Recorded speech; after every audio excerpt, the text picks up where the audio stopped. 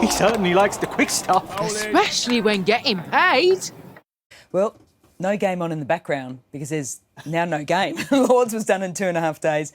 Trent Bridge was done in 4 days. Edgbaston now has been done in, let's say, 3 3/4 days. How do you explain what happened today, Mark Butcher?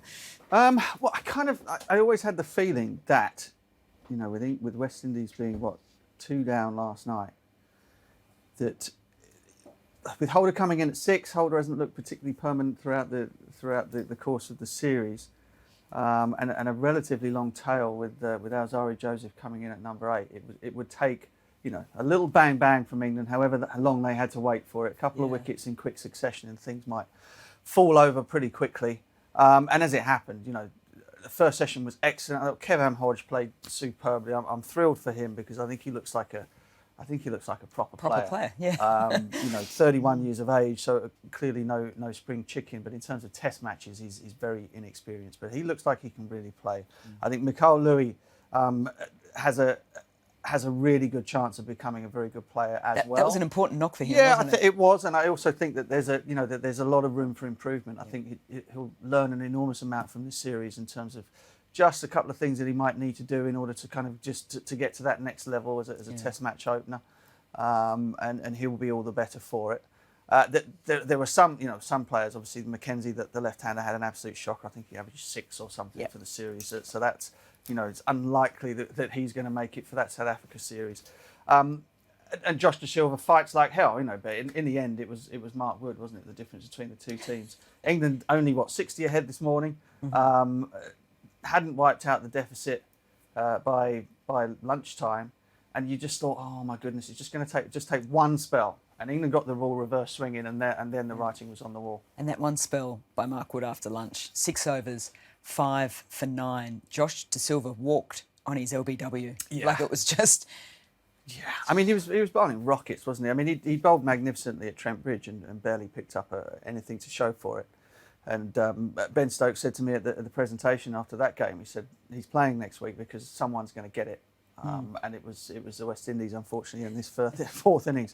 But the wonderful things about Mark Wood at the moment are, if he's fit, he has the stamina to bowl kind of longer. Ben Stokes doesn't want to bowl him much more than 5 overs at a time, but he knows that he can.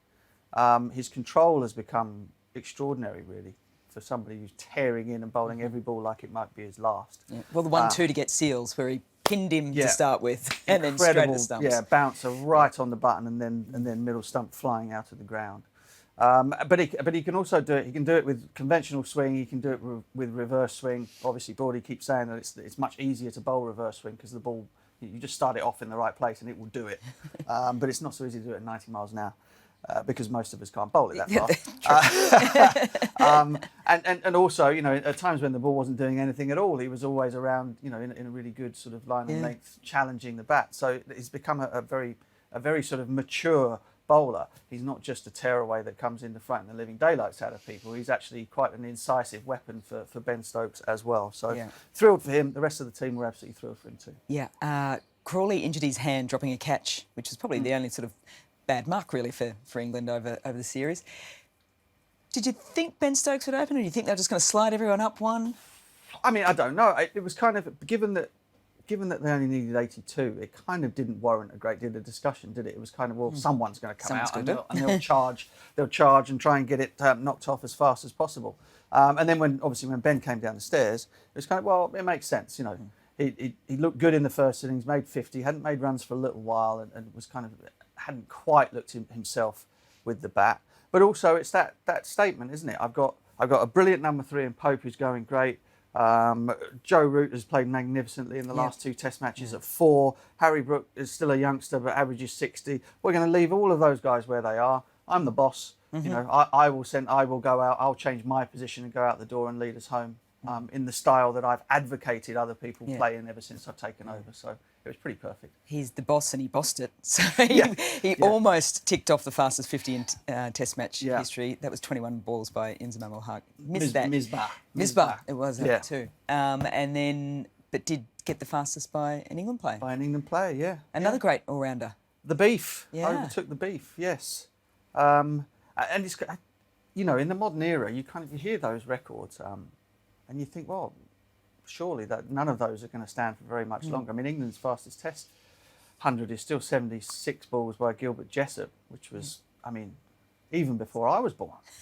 That's a long time. Ago. So, you know, and you kind of look at, Athers asked me on comms, he said, you know, which one of this England team is going to break that one? I said, well, it could be any of them. I mean, the likelihood potentially is it's someone that comes in at the top with the sort of slightly less defensive fields or whatever. But there's with the exception probably of Joe Root, out of the batters, they all have they've all got something special in them at some point, given the right circumstances. Yeah. So 3-0, wonderful win for series win for England.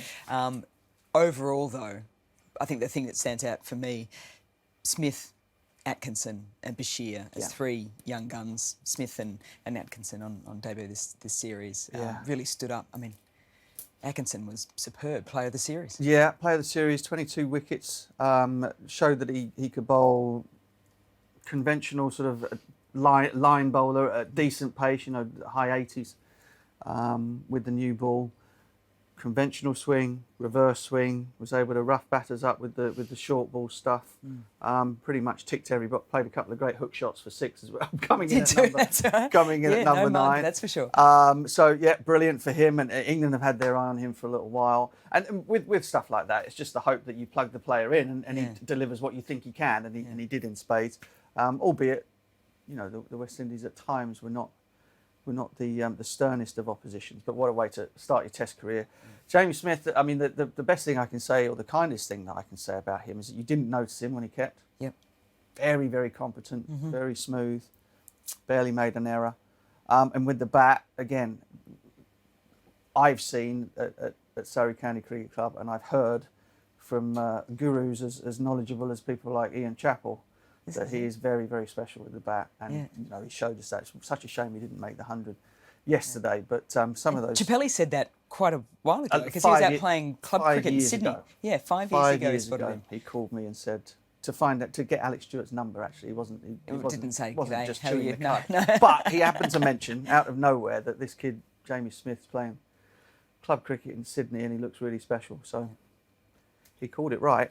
And Shoaib Bashir, of course, we'd already seen him take wickets in India against Indian batters on that trip. But he also showed, obviously, playing in England as a spinner has slightly different facets to it. You know, you have to hold a little bit in the first innings. You're unlikely to get sort of lavish spin and all the rest of it. And I think he showed enough control and skill. Enough tactical awareness about what he was trying to do and how he might set the field and how he might set the batters up to know that he's another one that could have a very, very long career if things go right and everybody keeps their feet on the ground. So Ben Stokes had a little net today and he's ready for the 100. So a couple of the players will be drifting off to the 100 for the next couple of weeks. And the team have got their tea time booked. I had a little whisper that they might have gambled and booked one for tomorrow. For tomorrow? Yeah. Early this morning, so you know they felt it, and you could see that the West Indies had their moments in this Test match. They also fought very, very hard, and it sounds slightly patronising to say it given the margin of victories in the end. But they had their moments in this Test. They fought really hard at Trent Bridge, but in the end, the quality of England told, and they weren't able to withstand it over long periods of time, and that's why the margins were as big as they were. But one thing I do hope is that those players who look to have some real quality and fight about them, that they've learnt from the experience and really enjoyed it. I mean, you know, you don't get the chance to play in front of crowds like the ones we've had at Lord's, Trent Bridge and Edgbaston every day.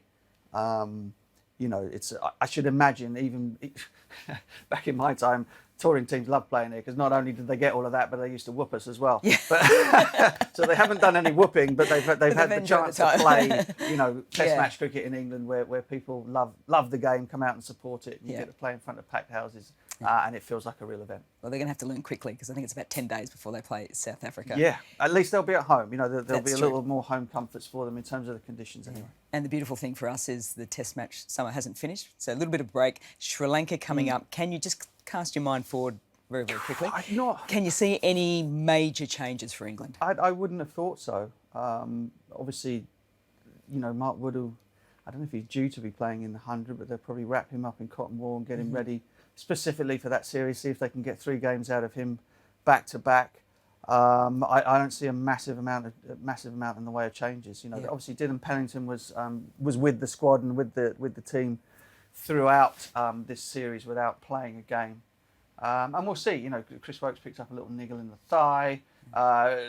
If there's any sort of shuffling to be done, it might be with one seam bowler. But other than that, I think the rest of it will be. What if Crawley's scan doesn't come back? I don't know. To me, he didn't look wildly concerned. You know? No, he didn't. Yeah. So I would be very, very surprised if that wasn't like a week, 10 days, and then he's back playing again. Yeah. I'm surprised you haven't got a Bob Dylan song snuck into this. I did manage to get one in the last stint, though. Did you? Yeah. I'll pay that. Shelter from the storm. Well done. I said there was none for the West Indies. No shelter from the storm, and there wasn't. You know, Woody was epic, and then Ben just finished it off in the style in which we thought he might. Yes, if you can check out the highlights. Both Wood and Stokes were absolutely scintillating. That's the end of the series. Comfortable winners, England 3-0. We will rejoin you guys on Wednesday, the 21st of August for the start of the Sri Lankan series. Butch, thank you. We'll see you soon.